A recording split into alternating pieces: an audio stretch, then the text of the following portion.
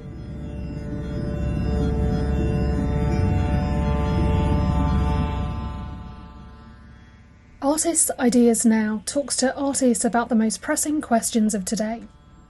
This 8-part series is talking to artists from Egypt and of Egyptian heritage about climate, crisis, environment, protest and change. My name's Laura Marie Brown and I'm creative producer at Liverpool Arab Arts Festival and host of this series.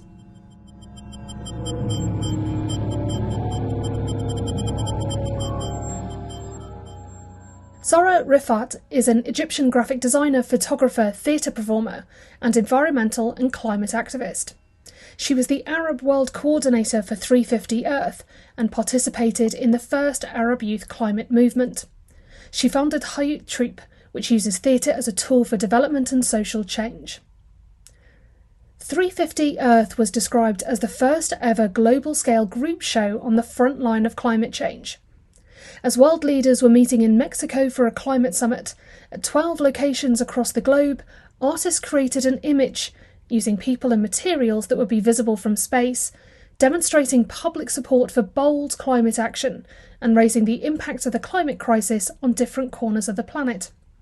In Cairo, Zara brought together hundreds of students to create the image of a traditional scarab beetle, the symbol of rebirth and regeneration. Her work brings together activism and community mobilisation, bringing art directly to people. We began by reflecting on how she first became interested in climate activism. Before the UN Climate Summit in Copenhagen, that's when I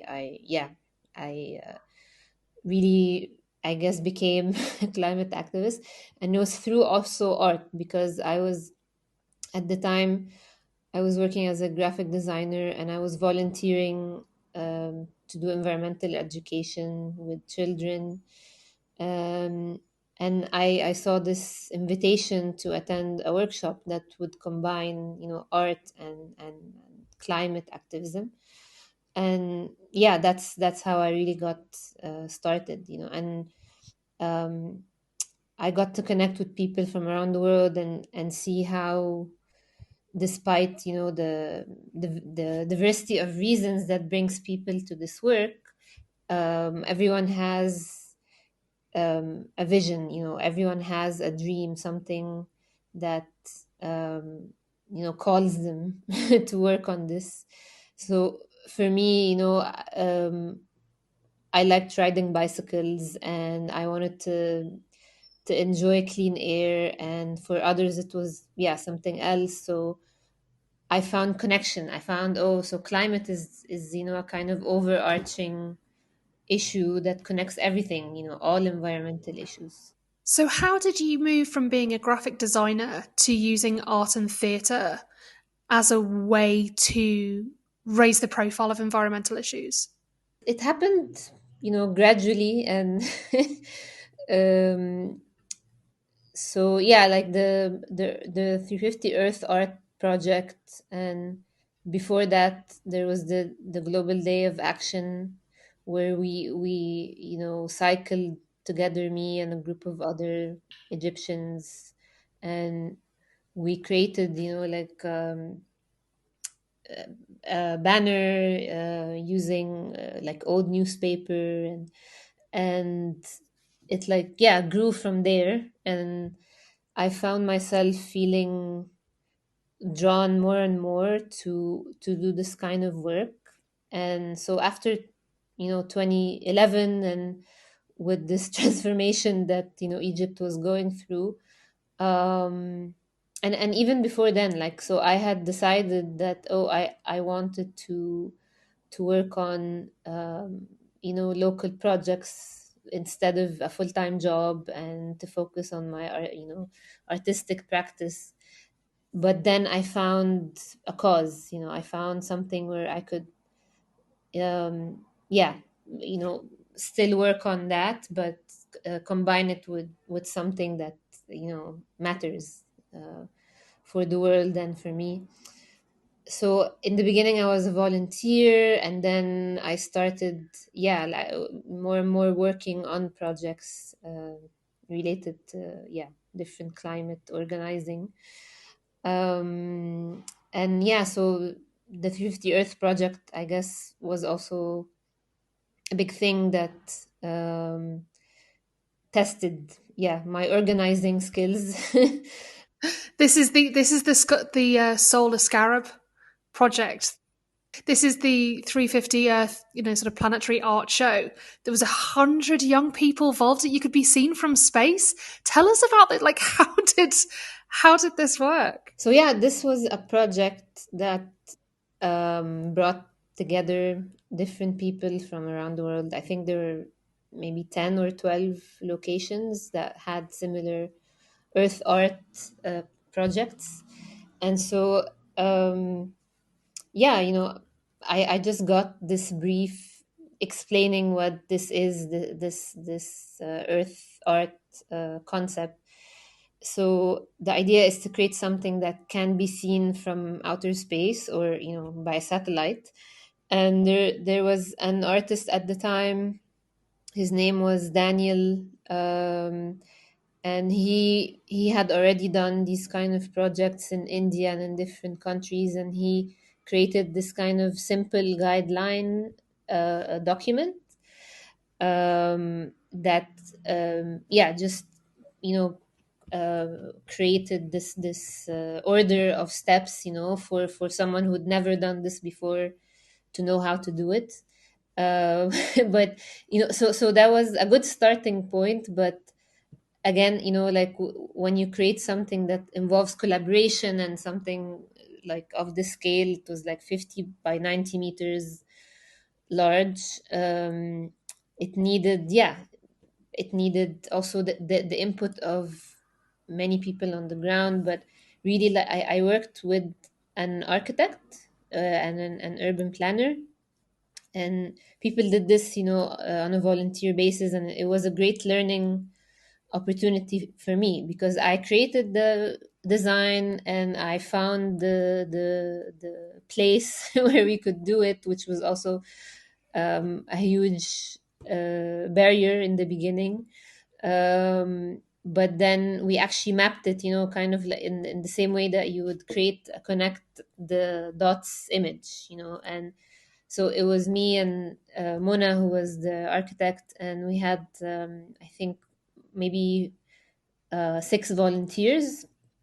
And so I think that was really when I felt, oh, okay, this is happening, because so there's a lot of planning, like, how do we map this? And so she created like a ground plan with the points and coordinates. So we had to create a 0 point and measure. So we had these like really long measuring tapes, the kind that they, so and the team grew more and more. And then when it came time to actually create it, we bought these pieces of fabric that would be stretched, and we needed a lot more people. So there was like around 200 people actually who were there on the day, who stretched the fabric, and they had to be divided into 4 different teams. So again, bringing people to be coordinators, and I was up there with the photographer.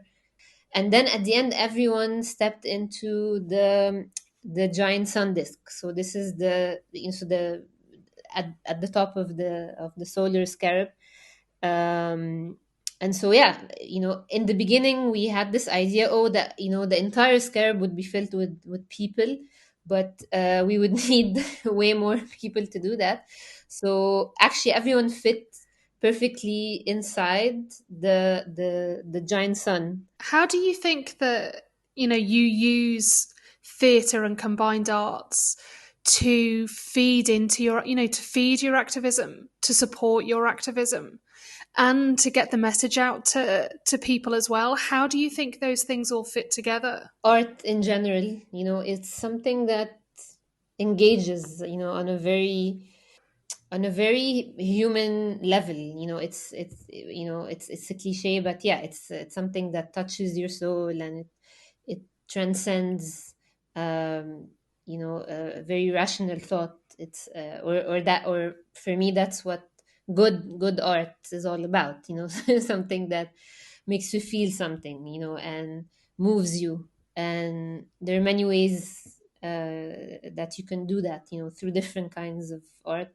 So um, the work that I did was about that. It was about engaging people so that they feel connected to the issue, and they also feel like they have a place.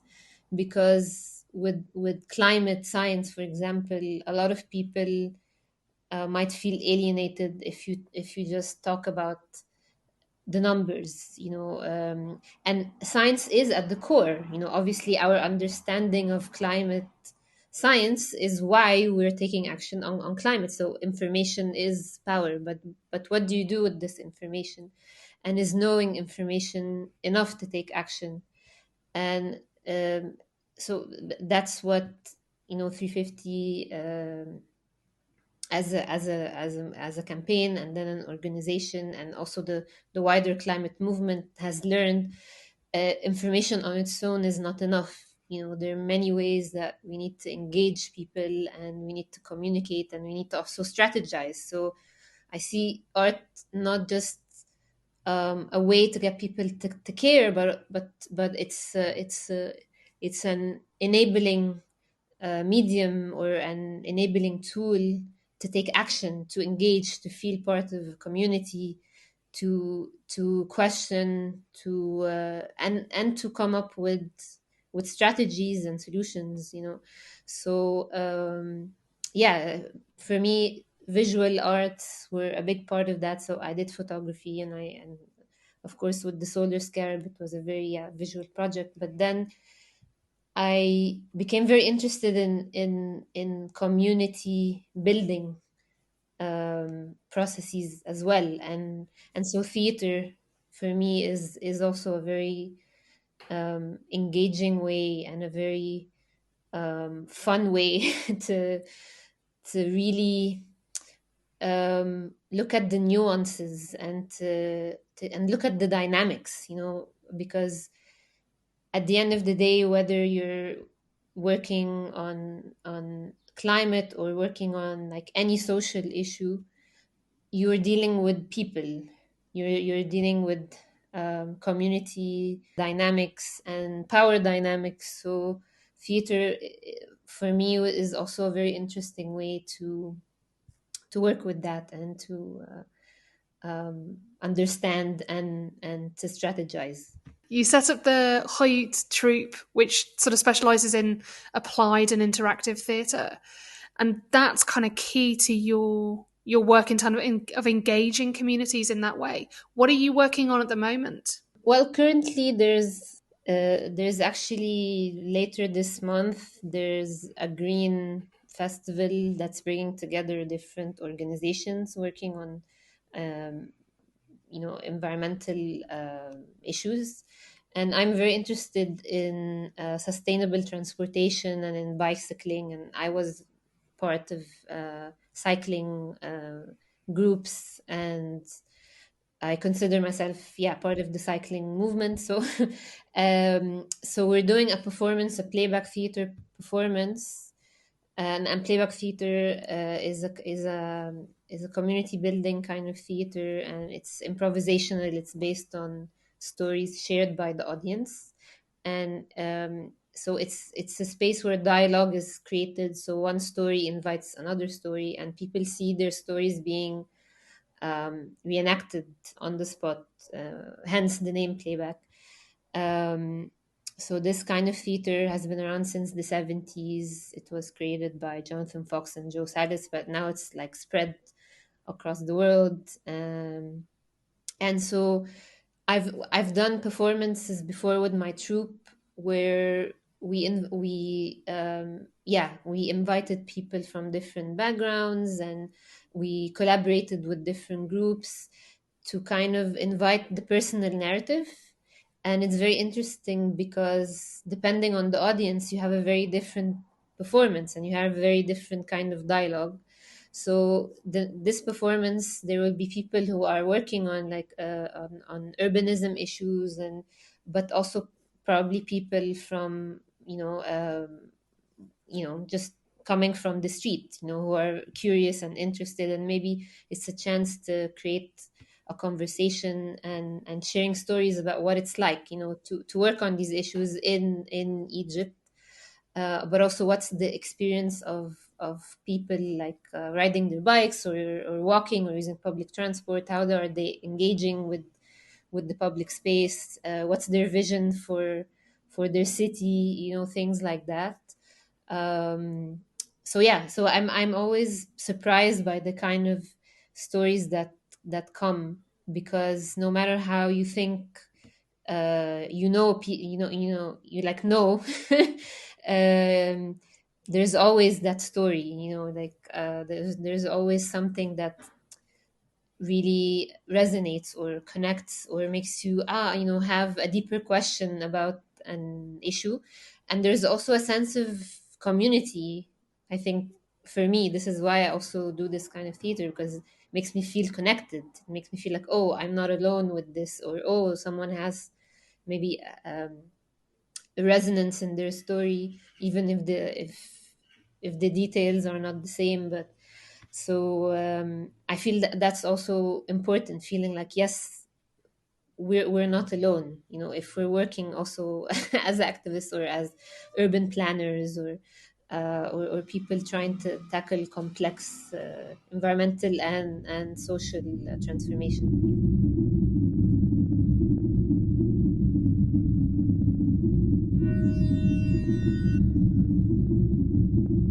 Artists' Ideas Now is produced by Liverpool Arab Arts Festival in collaboration with Artists on the Front Line.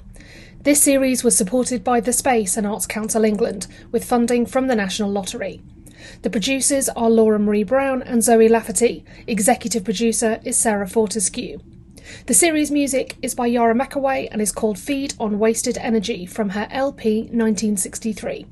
For more information on this series and to find out more about each of the artists featured, go to arabartsfestival.com and explore the reading list for each episode.